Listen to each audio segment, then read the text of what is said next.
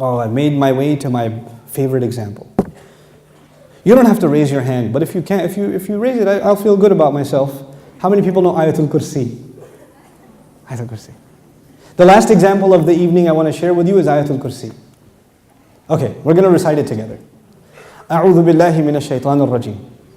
الله لا إله إلا هو الحي القيوم لا تأخذه سنة ولا نوم له ما في السماوات وما في الأرض من ذا الذي يشفع عنده إلا بإذنه يعلم ما بين أيديهم وما خلفهم ولا يحيطون بشيء من علمه إلا بما شاء وسع كرسيه السماوات والأرض وهو العلي العظيم.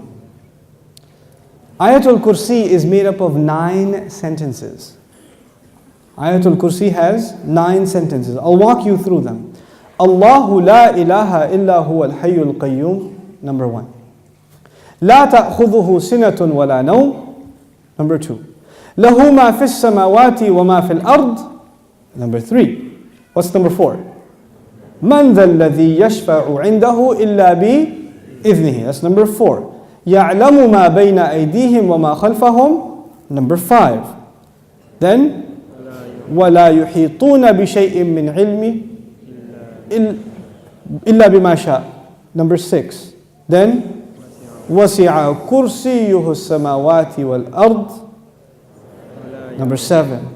وَلَا يَؤُودُهُ حِفْظُهُمَا, number 8. وَهُوَ الْعَلِيُّ الْعَظِيمُ, number 9. 9 sentences. The first sentence is Allahu la ilaha illa huwa al-hayyul qayyum. It's a beautiful sentence which ends with 2 of Allah's names. What are those 2 names? Al-Hayy, Al-Qayyum, the living and the source of all establishment. Everything stands and exists and is maintained because of Allah. What's incredible is that the last sentence, sentence number 1, has something in common with sentence number 9, which is وَهُوَ الْعَلِيُّ Azim. How many names of Allah in the last sentence? 2 names of Allah in the first sentence, 2 names of Allah in the last sentence. Okay. What's the second sentence? Before I go to the second sentence, let me tell you something about security. Security guards have a very hard job. You see those British guys that wear the funny hats at the towers?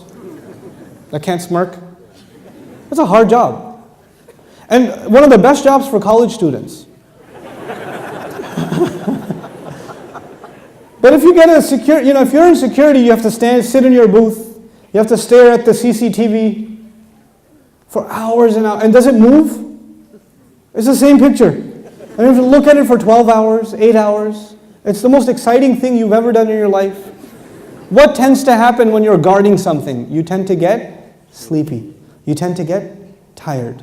When you're guarding something, you tend to, so you'll see, of course you don't watch movies because you're very religious, but but in movies, they have these things called movies, and then sometimes they have an action movie, and the guy is trying to get inside a place, but it has a security guard, but the security guard is,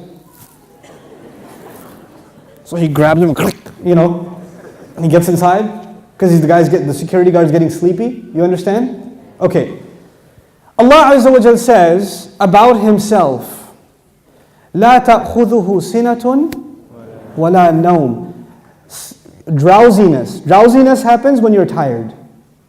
Your eyes start kind of closing a little bit. You're not sleeping, but you're kind of half sleeping like that guy over there. I'm kidding. But you're half sleeping. That's sina. And of course, what happens after that? What's the next step? No. First comes sina. Sina is like, when you go to Jumu'ah, and the khatib says, Inna alhamdulillah, alladhi nahmaduhu, nasta'in. Like that's sina. Okay? By the time he gets to Ayyuha al-ikhwatul kiram, that's nawm. Okay? That's nawm. Okay, so you know the difference between sina and nawm. Drowsiness and then sleep. Okay. This is the second sentence.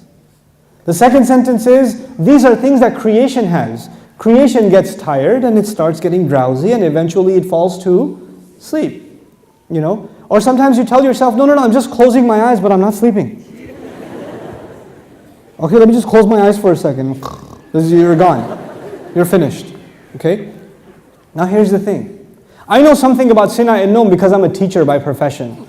Right? So being a teacher is you might as well do a PhD in sleep sciences or sleep studies, because you see students like, you know how people check out of a hotel? You can see their brains checking out, like in the middle of a lecture, like.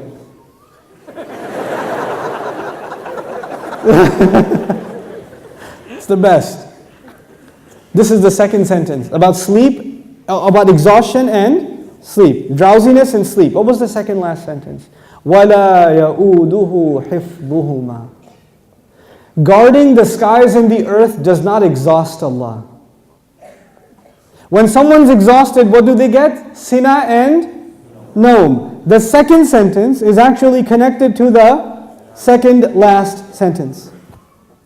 لا تأخذه سنة ولا نوم ولا يؤوده حفظهما. He says له ما في السماوات وما في الأرض. He owns whatever is in the sky and the earth. Now before I tell you further, you need to understand the difference between two words, two names of Allah, Malik and Malik.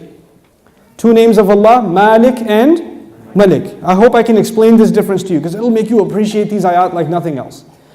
Malik is an owner. Malik is an owner. Malik, I already told you today, what is Malik? King. Is there a difference between a king and an owner? Yes. You are the owner of your pen, but you do not say, I am the royal sovereign of this ink pen. You don't do that. That doesn't make a lot of sense. You understand? Owners can be of small things. You can own a car, you can own a computer, you can own a phone, but you're not going to be the king of it. Kingdom is used for big things. Here's another problem. Ownership is about property. It's about property. But kingdom is not about, you're not the king over a tree or the king over a piece of land. You're the king over the people who live in that land. Kingdom is about controlling people. Ownership is about controlling objects. There's a difference. Now Allah says, لَهُ مَا فِي السَّمَاوَاتِ وَمَا فِي الْأَرْضِ. He owns whatever is in the skies and the earth. What is the ayah about? Ownership. The ayah is about ownership. And ownership, one thing about ownership, it's micro. So every single thing is owned by Allah. Okay. What's the third last sentence? Anyone remember?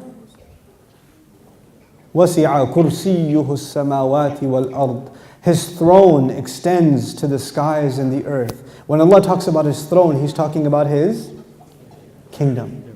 One dimension of control is ownership. The other dimension is kingdom. Both completing the picture.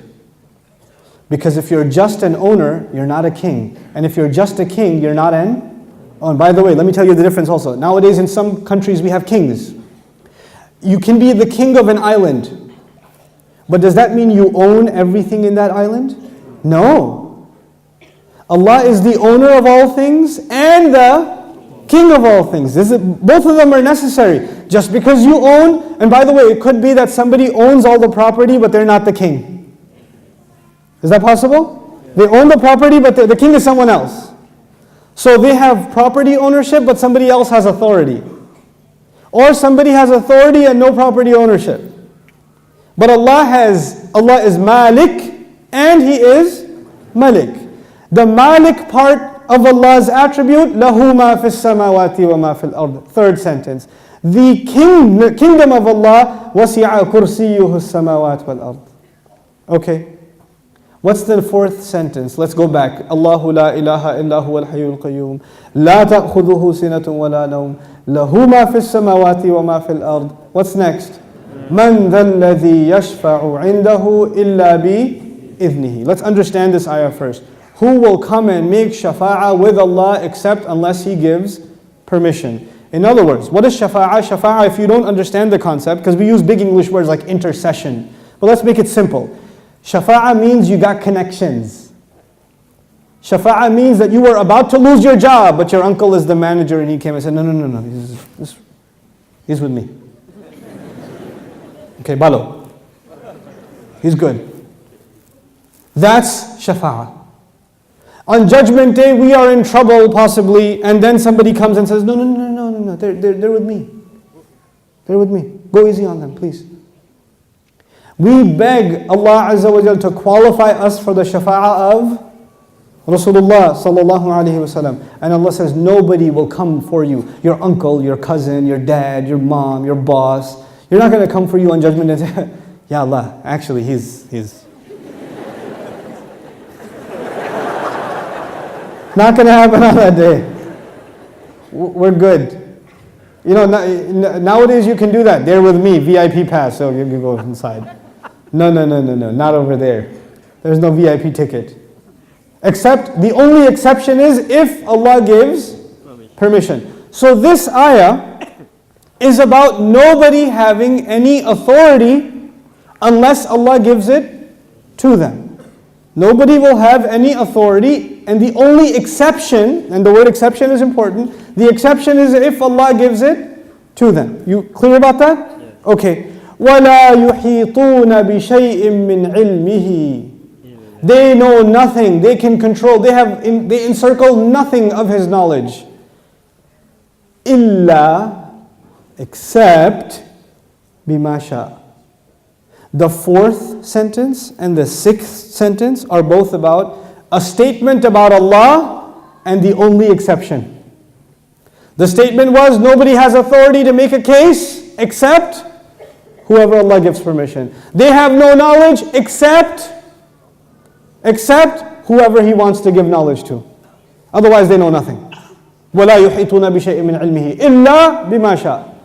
The fourth and the sixth sentence are correlated. The first and the ninth, the second and the eighth, the third and the seventh, the fourth and the sixth. What's left? Middle sentence?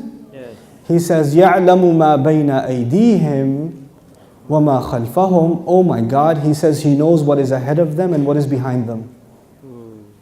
As though, and He knew what is coming ahead in the ayah and what was behind in the ayah. He put in the middle of it is, I know what's ahead and I know what's behind. Who speaks like that? Who speaks like that? SubhanAllah. The way in which Allah talks, the way in which Allah delivered this speech. And I want you to be cognizant of a fact. The fact is, we now read the Quran as a book. We read it as a text. We say sentence number 1, 2, 3, 4, 5, 6, 7, 8, 9. Did the Sahaba do that? Did the Rasul himself, sallallahu alayhi wasallam, says, look at sentence number 1 and sentence number 9 and 2 and 8 and 3 and 7? No, because he was just what? Speaking. He was speaking the Quran. We are able to see these things when they're put in writing. The Quran was so perfect when it was being given in speech. And which has more possibility of mistake? When you write something or when you say something? Oh man, when you say something, it's hard to take it back. Especially if it's on YouTube. It's hard. But if you're writing a nasty email, then you can, before you hit send, erase that and just say Eid Mubarak and then send it. You have a chance to take it back. But when you're saying something, it's done. There's no room to edit. There's no room to fix. Allah Azza wa Jal revealed this Quran not in writing. He revealed it in speech. He revealed it in speech. You know, I've sat with linguists, non-Muslim linguists, and I've shared some of these things with them, and they refuse to believe that the Quran is spoken. They refuse to believe it. They say it has to be written. It can't be spoken. I was like, you're right, it is written, just not in this world. It is written. You know, it's fi lawh al-mahfuz. It is written. But it was given to Rasulullah as speech. So it would become very clear to anybody who listens, this cannot be from a human being.